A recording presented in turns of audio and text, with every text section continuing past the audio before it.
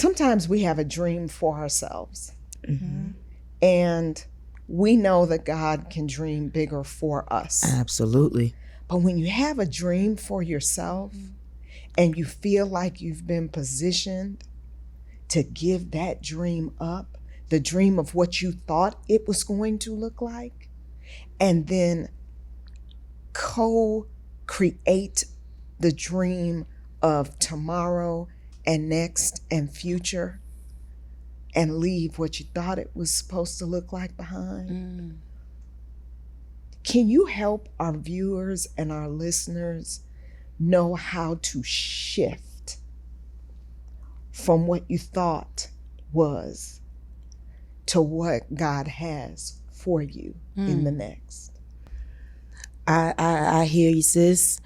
One thing that I believe, patience is a virtue. And it's so crazy. I wrote a list when I was like 15 years old. And where I am now, a lot of these things are starting to come to fruition. That's the yummy. Yeah, that's the yummy. It did not happen when I thought it was going to happen. Okay. And That's then now it's starting to happen so fast. I believe in transformation, which is why I've started my nonprofit organization, the Latavia Foundation, which is the butterfly in French. I love the butterfly. The butterfly in French. My family is of French descent, so I'm obsessed with butterflies. Give us the name of the nonprofit one more time. Le Papillon. Le Papillon. I love that.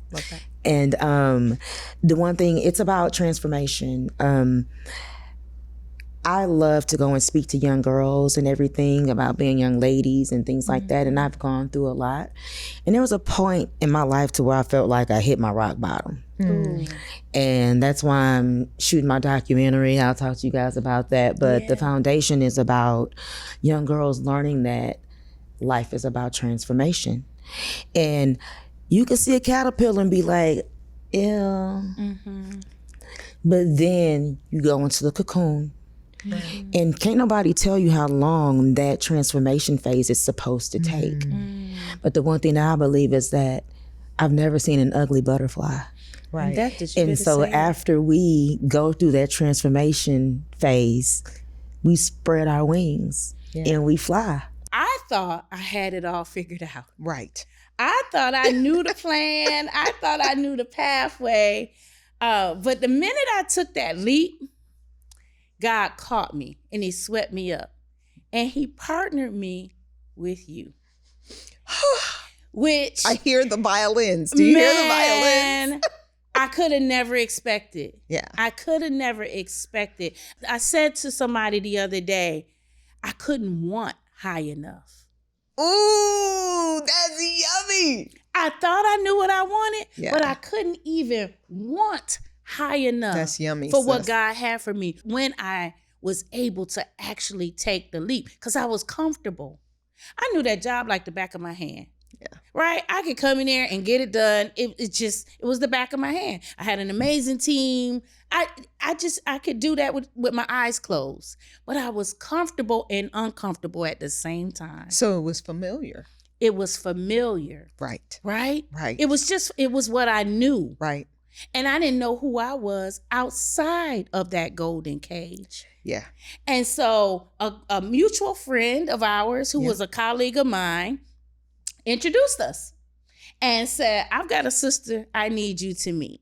Yeah. And he said, I feel like you all have like-minded spirits. I was the head of procurement. She was bidding on some business at the time. And he introduced us and we went out to lunch. We went out twice. The first time we went out with a bunch of people, but we knew there was a connection. The second time we went out, we shut the place down. Yeah. They were sweeping around us, everybody. They were like, you know what, you guys seem like you're having too much fun. Yeah. So let us work around you because we're closing, but it's fine. It was amazing because I recognized very quickly in you an authenticity that's very rare. Oh. You know, I had met a lot of people, and in my job, I had the opportunity to help a lot of people, meet a lot of people, but it was something different. When you and I met, we clicked, we connected, And I showed up as the head of procurement for Porsche Cars. Right. You showed up as CEO of Volition Enterprises.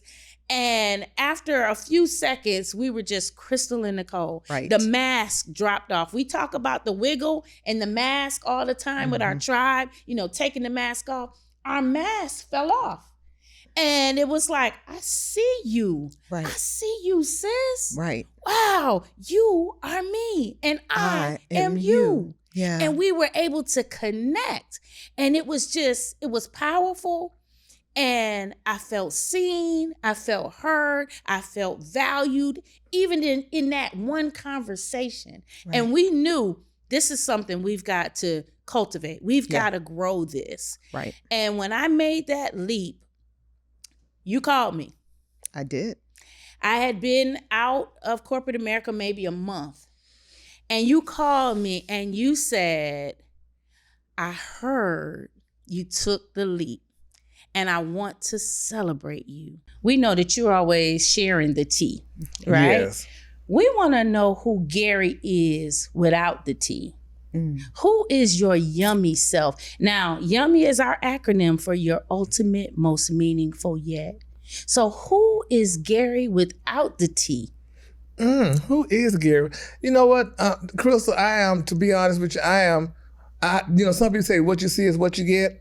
And that's me. What you see is what you get. Now, I'm a very kind person, a very nice person. I'm under the sign, I don't know if y'all go by Zodiac, which I don't, but people always bring it up. Cancer, June. And I feel that I'm a caring person. I'm a very nice, caring person. And, I like to put people ahead of me. And why do I do that? I often wonder. I often ask my psychiatrist why, but I always put people first.